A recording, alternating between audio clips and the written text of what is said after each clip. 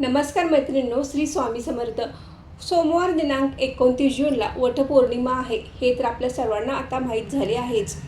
पण वटपौर्णिमेचा उपवास करताना, वडाच्या झाडाची पूजा करताना अनावधानाने किंवा माहीत नसल्यामुळे काही चुका होतात. तर आपण वटसावित्रीचा उपवास करताना या चुका टाळायच्या आहेत. अशा कोणत्या चुका आपण वडाच्या झाडाची पूजा करताना किंवा वटसावित्रीचा उपवास करताना टाळायच्या आहेत, हे जाणून घेण्यासाठी हा व्हिडिओ शेवटपर्यंत नक्की बघा. नमस्कार, मी सारिका भक्ती विश्वमध्ये तुमचे मनापासून स्वागत करते.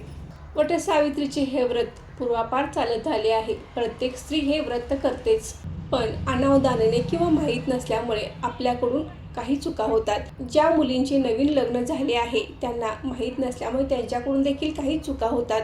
तर आपण या चुका टाळायच्या आहेत, तरच आपल्याला या व्रताचे पूर्ण फळ मिळणार आहे.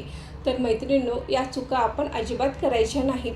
तर अशा कोणत्या 7 चुका आपण वटपौर्णिमेचा उपवास करताना किंवा वडाच्या झाडाची पूजा करताना या चुका टाळायच्या आहेत. सर्वात महत्त्वाची चूक म्हणजे, अलीकडेच ही चूक होते, पूर्वी ही चूक होत नव्हती. तर सर्वात महत्त्वाची चूक म्हणजे, सध्याच्या काळामध्ये वडाच्या झाडाची पूजा करण्यासाठी वडाच्या झाडाजवळ न जाता आपल्या घरामध्ये वडाच्या झाडाची फांदी आणून एखाद्या कुंडीमध्ये थोडीशी माती घालून त्यामध्ये ठेवतात आणि त्याची पूजा करतात. पण हे पूर्णपणे चुकीचे आहे. तर आपण असे अजिबात करायचे नाही. ज्या ठिकाणी वडाचे झाड आहे त्याच ठिकाणी जाऊन वडाच्या झाडाची पूजा करायची आहे. वडाच्या झाडाची पूजा करणे, वडाच्या झाडाला फेऱ्या भरणे हे स्त्रियांच्या आरोग्यासाठी खूप महत्त्वाचे असते. तर मैत्रिणींनो, वडाच्या झाडाजवळ जाऊनच पूजा करायची आहे. आता एखाद्या वेळेस आपल्याला शहरामध्ये जवळ वडाचे झाड नसते, अशा वेळेला आपल्याला खूपच लांब जावे लागते. तेवढं जाणंही बऱ्याच जणांना शक्य होत नाही. तर आपण एक छान असा पर्याय निवडू शकतो. तर आपण वटपौर्णिमेच्या अगोदर नर्सरीत जाऊन एखादे वडाचे रोपटे आणले आणि त्याची पूजा केली तरी देखील चालेल. फक्त ज्यांच्याजवळ वडाचे झाड नाही, ज्यांना खूपच लांब जावे लागणार आहे, यांच्यासाठीच फक्त हा पर्याय आहे. छोटेसे रोपटे आणून आपण त्याची पूजा करू शकतो. पूजा झाल्यानंतर दुसऱ्या दिवशी आपण एखाद्या मोकळ्या जागेमध्ये जाऊन हे रोपटे लावू शकतो. पण आपण फक्त रोपटे लावून चालणार नाही, तर त्याचे संगोपन करणे देखील आपली जबाबदारी आहे. तर आपण त्याचे संगोपन देखील करायचे आहे. शक्यतो आपण जमेल तितके वडाच्या झाडाजवळ जाऊनच पूजा करायची आहे. वडाच्या झाडाची पूजा करत असताना स्त्रियांनी सौभाग्याचे सर्व अलंकार प्रदान करणे आवश्यक आहे. त्याचबरोबर आपण साडी नेसताना शुभ रंगाची साडी नेसायची आहे. यामध्ये तुम्ही लाल, पिवळा, केशरी, गुलाबी, हिरवा या 5 शुभ रंगाच्या साड्या तुम्ही नेसू शकता. पांढरी किंवा काळी अशी साडी आपण वटपौर्णिमे दिवशी नेसायची नाही.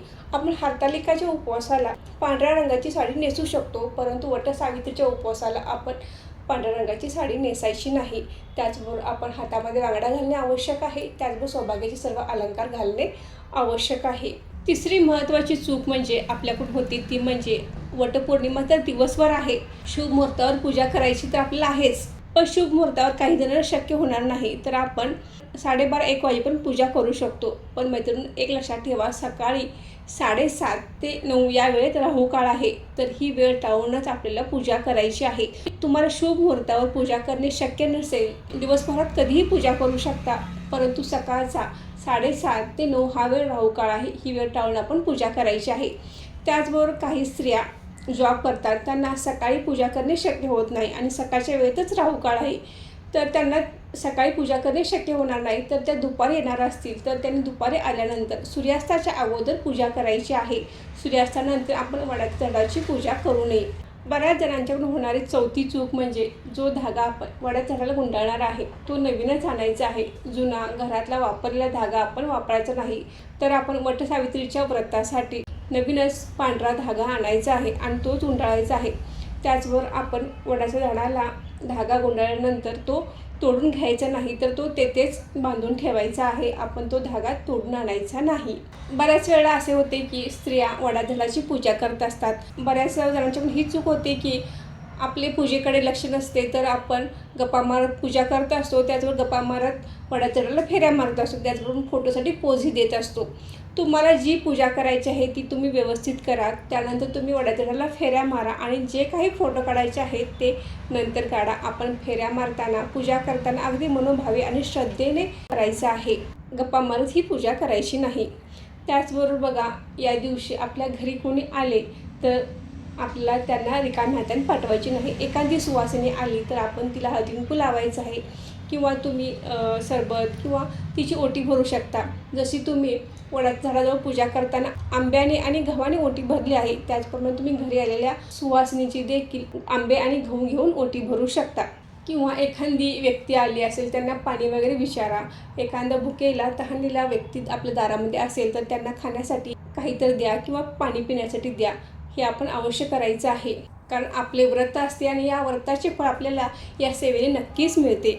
आणि 7वी चूक म्हणजे आपण व्रत करत असतो, आपण पूजा करतो, अगदी नटून थटून सर्व काही करतो, पण अचानक आपला मूड खराब झाला की कुणाशी वादविवाद घालतो, घरातल्यांशी वादविवाद घालतो. तर असे करू नका.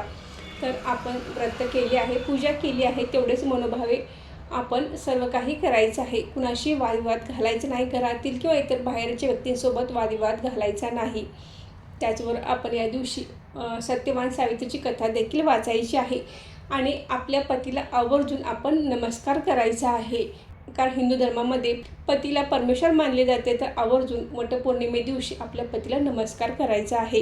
त्यांच्यासोबत देखील आपण प्रेमानेच वागायचं आहे. हे व्रत जसे सावित्रीने मनोभावे श्रद्धेने केले होते, त्याचे फळ तिला मिळाले, तसेच आपण देखील मनोभावे श्रद्धेने हे व्रत करायचं आहे.